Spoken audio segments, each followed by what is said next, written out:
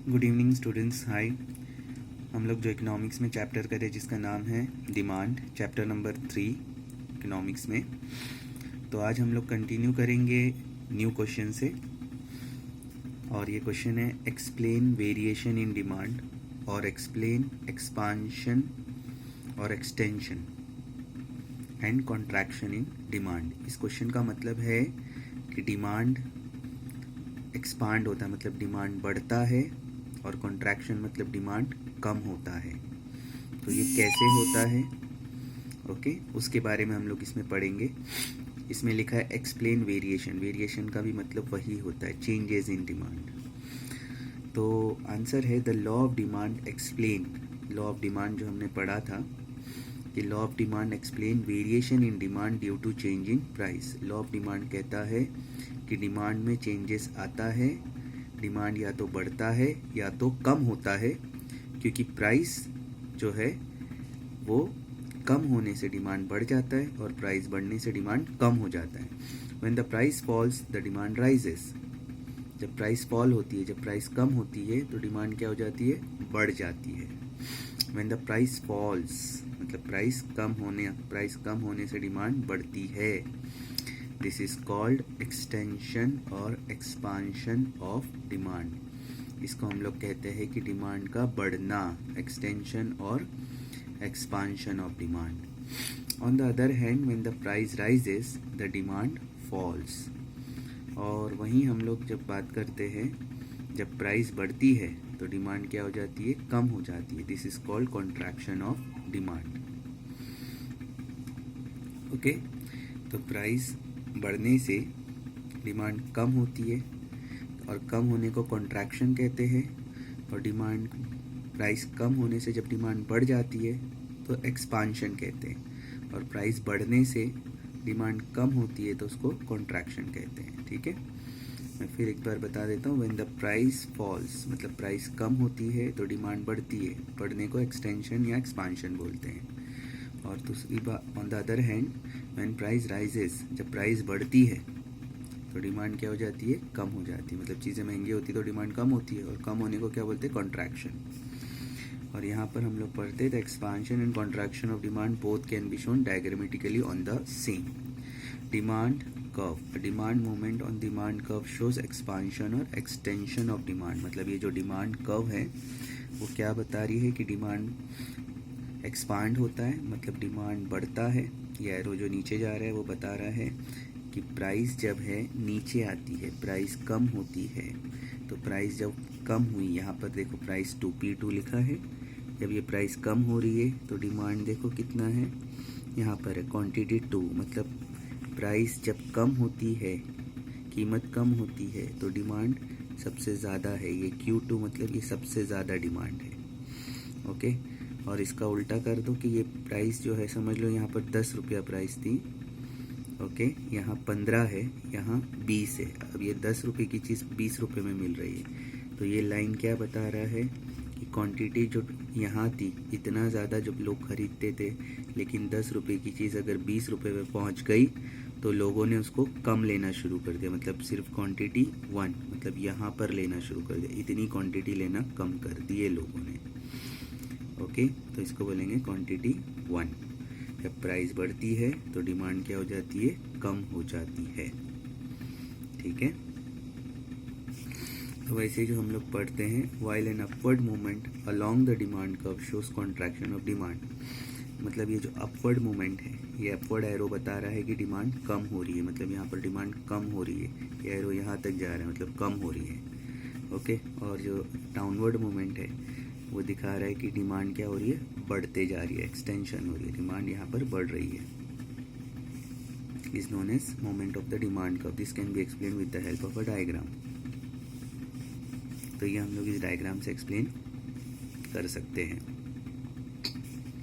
ठीक है, जब प्राइस फिर से बोलूँगा, यही समझ लो यहाँ पर 15 रुपया प्राइस थी। अब 15 रुपये की चीज़ अगर 10 रुपये में मिलती है तो ये लाइन ऐसी है, यहाँ पर ये इतनी लाइन है। मतलब क्वांटिटी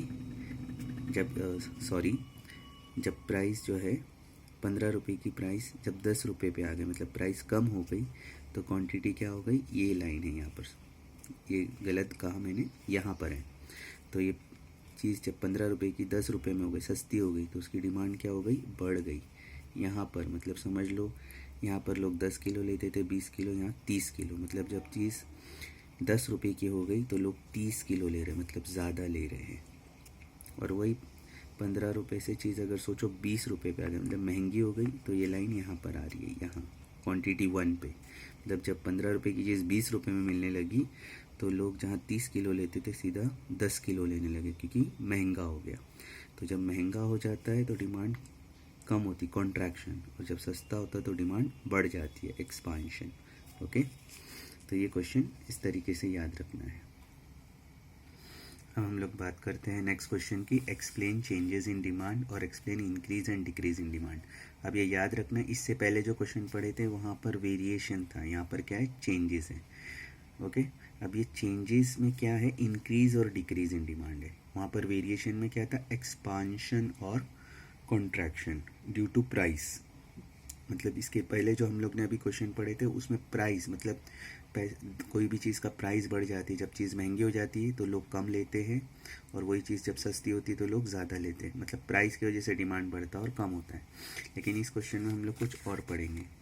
अब इस क्वेश्चन में क्या है, the demand depends not only on price but on many other factors such as income, population, taste, preference, etc.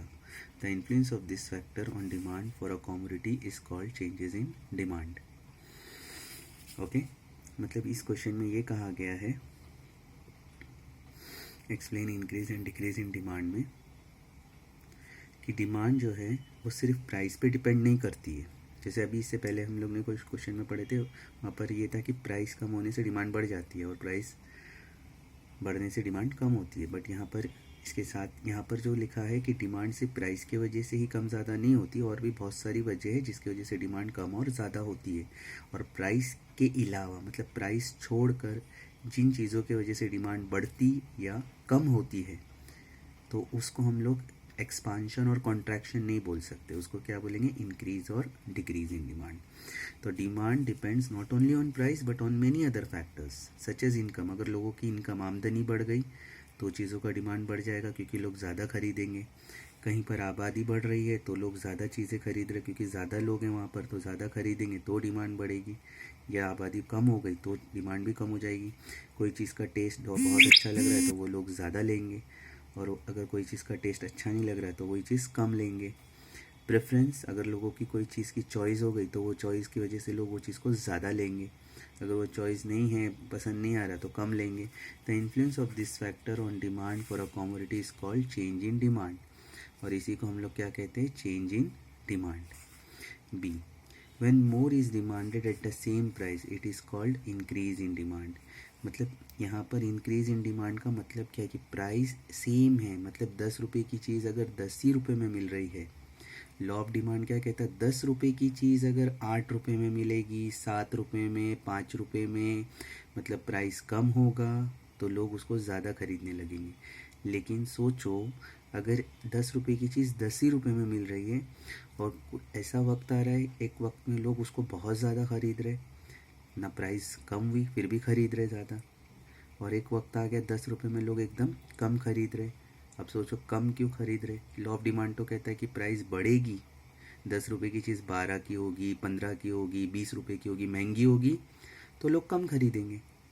लेकिन यहाँ पर एक ही प्राइस है, 10 रुपये में कभी लोग बहुत ज़्यादा खरीदते और 10 रुपये में कभी लोग बहुत कम खरीदते, है ना। जैसे मैं एक अम्ब्रेला का एग्जाम्पल दूँ, अगर 300 रुपये की अम्ब्रेला है, बारिश के टाइम पे वो बहुत ज़्यादा बिक रही है, 300 रुपये में ही बेच रहा है, कोई भाव ना बढ़ा ना कम हुआ, उसको बहुत ज़्यादा खरीद रहे बारिश में। जहाँ वो दिन में 5 या 10 छतरी बेचता था, अब वो दिन में 400-500 अम्ब्रेला बेच देता है बारिश में। प्राइस 300 रुपये ही है, और बारिश के बाद वापस 300 रुपये का ही अम्ब्रेला है बारिश के बाद भी। लेकिन अभी कुछ लोग खरीदते 5 दिन में, कभी 4, 5, 10 लोग, बहुत कम लोग खरीदते धूप वूप में जो लोग इस्तेमाल करते। मतलब 300 रुपये प्राइस पे कभी बहुत ज़्यादा खरीदते तो कभी बहुत कम खरीदते। तो यही है इंक्रीज़ और डिक्रीज़ इन डिमांड। मतलब प्राइस एक ही है, प्राइस नहीं बदली, लेकिन उसकी डिमांड बढ़ रही है, कम हो रही। For example, if an income of a consumer increases, यहाँ लिखा है अगर लोगों की आमदनी बढ़ गई, he may buy more at the same price, वो ज़्यादा खरीदने लगेगा एक ही प्राइस में। When less is demanded at the same price, और हो सकता है उसी प्राइस पे क्या करेगा, लेस भी डिमांड करेगा। अगर किसी की आमदनी इनकम बढ़ गई तो वो ज़्यादा खरीदेंगे, और इनकम कम हुई तो कम खरीदेंगे। It is called decrease in demand. For example, if a particular commodity goes out of fashion, ऐसा भी होता है ना, जो चीज़ फैशन में रहती है वो चीज़ समझ लो 500 रुपये की है, और वो बहुत फैशन में, लोग बहुत वो कपड़े को पहनते हैं, उस ड्रेस को, उस शूज़ को, उस पर्स को लेते हैं 500 रुपये में, वो बहुत ज़्यादा बिक रहा है। अब अचानक आहिस्ते आहिस्ते उसका फैशन ख़त्म हो गया, आउटडेटेड हो गया, पुराना लगने लगा है, वो 500 में अभी भी, लेकिन लोग बहुत कम ले रहे हैं। तो प्राइस एक ही है, फिर भी ज़्यादा, एक वक्त था फैशन में ज़्यादा लिए, फैशन गया तो कम लिए। द डिमांड फॉर इट में fall without any rise in price, मतलब ना प्राइस बढ़ा लेकिन फैशन ख़त्म हो गया तो लोग उसको कम लेने लगे, उसका डिमांड कम हो गया। Both increase and decrease in demand can be shown diagrammatically as follows. Increase और डिक्रीज इन डिमांड हम इस डायग्राम में शो कर सकते हैं। तो यहाँ पर तुम लोग देखो, इससे पीछे के डायग्राम में एक बार बता देता हूँ। इससे पीछे के डायग्राम में तुम लोग ने देखा होगा कि ये जो प्राइस थी, यहाँ पर ये जो प्राइस थी, ये हम लोग का क्वेश्चन क्या था, एक्सपांशन और कॉन्ट्रैक्शन इन डिमांड। तो यहाँ पर हम लोग ने देखा कि प्राइस 10 रुपया, मैंने एक एग्जांपल दिया था, समझ लो यहाँ प्राइस जो थी वो 15 रुपया थी, और वो 15 रुपये से जब 10 रुपये की हो गई, मतलब चीज़ सस्ती हो गई तो उसका डिमांड बढ़ गया था। और प्राइस जो है 15 रुपये की अगर 20 रुपये में पहुंच गई, मतलब 15 रुपये से वो 20 रुपये का महंगा हो गया, तो उसकी डिमांड क्या हो गई थी, कम हो गई थी। मतलब महंगा होने पर डिमांड कम हो गई थी। मतलब यहाँ 3 प्राइस हैं एग्जाम्पल में जो मैंने दिया था, 15, 10, राइट, 15, 10 और 20, मतलब 3 अलग अलग प्राइस थी। लेकिन अभी जो ये डायग्राम में तुम लोग देख रहे हो, तो यहाँ पर देखो सिर्फ एक ही प्राइस है। क्यों ऐसा एक ही प्राइस है, क्योंकि ध्यान से सोचो, मैंने क्या कहा था, यहाँ पर जो लिखा है उसको हम लोग ने पढ़ा, नॉट ओनली इन प्राइस, यहाँ पढ़े थे ना, when more is demanded at the same price, एक ही प्राइस। मतलब समझ लो 300 रुपये की छतरी 300 रुपये में ही मिल रही है, या 300 रुपये का ड्रेस 300 रुपये में ही मिल रहा है, ना उसका भाव बढ़ा ना कम हुआ। लेकिन 300 रुपये में कभी लोग उसको क्वांटिटी 2 दिख रहा है ये, कभी लोग उसको बहुत ज़्यादा लेते हैं, और फिर ऐसा वक्त आता है कि उसका सीज़न, जैसे छतरी अगर 300 रुपये की थी और बारिश आई तो बहुत ज़्यादा लोग लेने लगे, मतलब यहाँ यही सेम प्राइस पे लोग इतना ज़्यादा लेने लगे, समझ लो या 1000 अम्ब्रेला बिक रही है, और जैसे बारिश कम हो रही है तो लोग उसको 500 अम्ब्रेला ले रहे दिन में। बारिश ख़त्म हो गई तो लोग 100 अम्ब्रेला ले रहे। मतलब प्राइस एक ही है, लेकिन कैसा हुआ, जब सीज़न आया तो ज़्यादा लिए, सीज़न ख़त्म हुआ तो कम लिए। तो ये समझ में आता है हम लोगों को। और एक ही प्राइस पे डिमांड क्या हुआ, बढ़ा, और एक ही प्राइस पे क्या हो गया, कम हो गया। जैसे फैशन में वही प्राइस पे बहुत ज़्यादा ले रहे थे, अब फैशन ख़त्म हो गया तो वही प्राइस पे क्या कर रहे लोग, बहुत कम ले रहे हैं। ओके, तो इस तरीके से हम लोग कहते हैं कि इंक्रीज़ इन डिमांड और डिक्रीज़ इन डिमांड। ओके, तो इस तरीके से इसको तुम लोगों को याद रखना है। कोई डाउट है तो तुम लोग पूछ सकते हो। ओके, व्हाट्सअप करो, कॉल करो। That's all for the day. Thank you.